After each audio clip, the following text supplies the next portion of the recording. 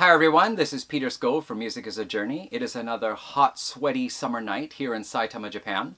I'm making this video today because I want to remind everyone that I put out a bit of a challenge here about a week or so ago. I see a lot of these challenges going on, especially in the vinyl community. Like people are giving different, challenges for each other to try. And actually I've participated in one or two and I'm thinking to participate in a couple. So I'd like to remind everyone of my little challenge that I put out about a week ago. I hit 800 subscribers a bit back and I just thought, hey, what a good excuse to give a challenge to everyone. You don't actually win anything. I'm not going to give you money or give you a CD or anything like that. But what I'm planning to do is I will make a video later on where I will state all the results that I got. So far, a couple of people have left me comments giving their response to the three criteria that I asked for. And we've had Thor's Music Hammer and Alltheworldsastage have both given me video entries. So I will be at least mentioning 3 or 4 people, hopefully a few more. So here are the criteria. The first one is I want you to name a non-English song that you like. Now for me, living in Japan and coming from Canada, it's pretty easy because I've got lots of Japanese CDs, I've got French-Canadian CDs, and as well, I have some Italian, some Swedish, and this and that. So I thought it should be pretty easy, but it's kind of a challenge for some people. So instead, if you don't have like a song that is entirely in a non-English language, if there is just a line or a few lines, like Queen, they had some songs sung in, they had a song with partial Japanese lyrics, they had a song with some Spanish lyrics, they had a song with some lyrics, I think even in Farsi or something. Sweet had a song called Lettres d'amour, so I mean that counts. Styx had a bit of French line in a song and some Japanese in a song, and Rush had a bit of French in a song. So I mean, anything like that will be fine. I'll accept it. We're looking for, not 100% English anyway.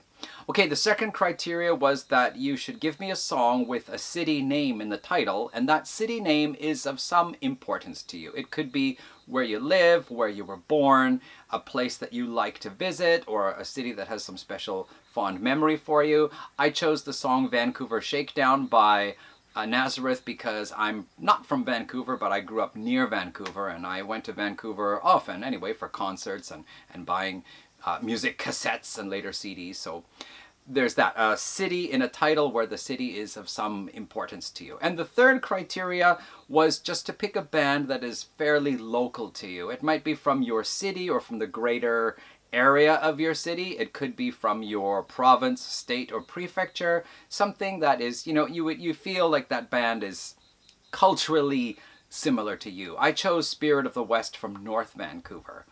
Because they sang a lot of songs in the early days related to that area of town or that area of British Columbia anyway. So I always thought that was cool. Okay, that's my bit. Now the other thing is there is a challenge out there right now for Alltheworldsastage. That's a YouTube channel. Steve at Alltheworldsastage recently hit 500 subscribers. And so he is asking for 2 things. One, rate the 8 albums of Led Zeppelin. That's from the debut album up to In Through the Outdoor and Coda. That is 8 studio albums. Forget about live albums and compilations and all those other things. Those 8 studio albums, rank them. And then the other thing is, in some way, you should associate the number 500 with Led Zeppelin. Now, Steve did something with all sorts of numbers from here to there. When you totaled them up, you got 500. Another fellow on another channel I saw, he did something where he added up some numbers, got up to 700 and something, and then subtracted something, and it landed smack on 500. I've already got my own figured out as well, so I'm going to be participating in that one. So in case you haven't heard about it, jump on that one, Alltheworldsastage. If I remember, I'm going to put a link in the description. That's the thing everybody does, and I often, forget to do so. So there's that. Then I guess basically, because I have been totally hooked on Blood Ceremony recently, I haven't had a chance to actually unwrap a few of the things that came in through the door. So I thought I'd just kind of, show them because I'm going to do this tonight. So first of all, I have 2 albums here by Melanie Mao and Martin Schnella. The Oblivion Tales and Invoke the Ghosts, which was, I think this is from last year, and this is a little bit older one. Martin Schnella plays in the band Flaming Row, and I have a couple of their CDs. And boy, are they ever incredible. In case you haven't heard me talk about them, Flaming Row are basically like Aryan albums. They're like rock operas, but just somehow they're elevated slightly higher than Aryan, in my opinion. And also Martin Schnella played on my favorite CD of 7 Steps to the Green Door, so that's cool.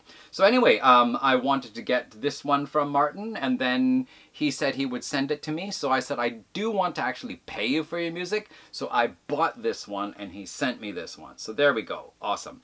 Okay, then I recently got the latest Yes album, and I said I actually really liked it, and so the only Yes studio album I don't have is The Quest, and I said it's the latest album, makes me want to check out The Quest, even if I think I probably won't like it. So it was on sale. Amazon had some 20% off sale, and I ordered it. So here we go. Yes, the Quest, still in the shrink wrap like the other two.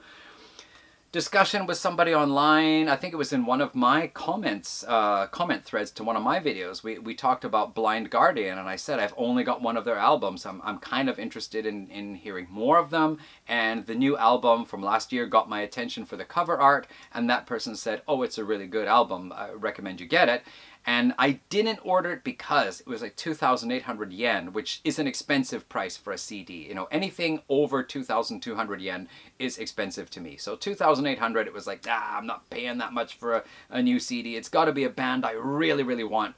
And then I just popped over to Amazon, and they still had 20% off. So I actually got this for a price that I would like to get it for. This is the Blind Guardian, The God Machine, which I think is just from last year. So I'm looking forward to hearing this, my second Blind Guardian album only.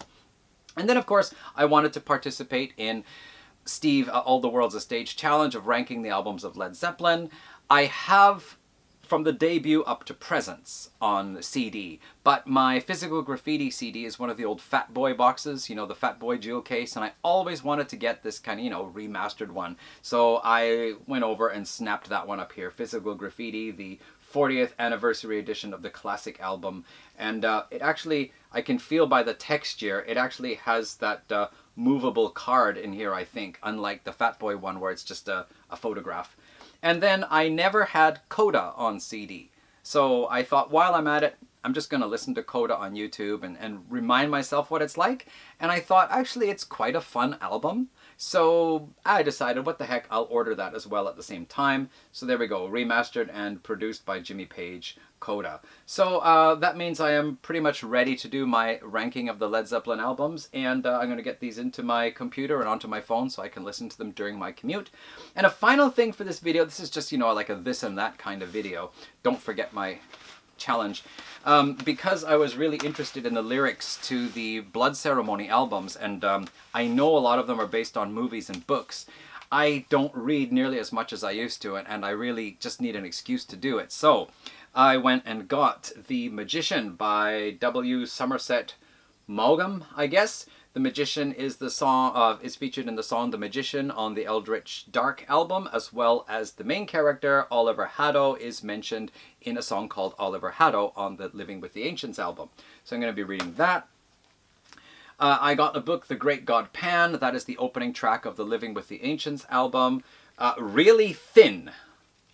Okay, small text. Oh great, small text, and I don't have glasses, but I need them.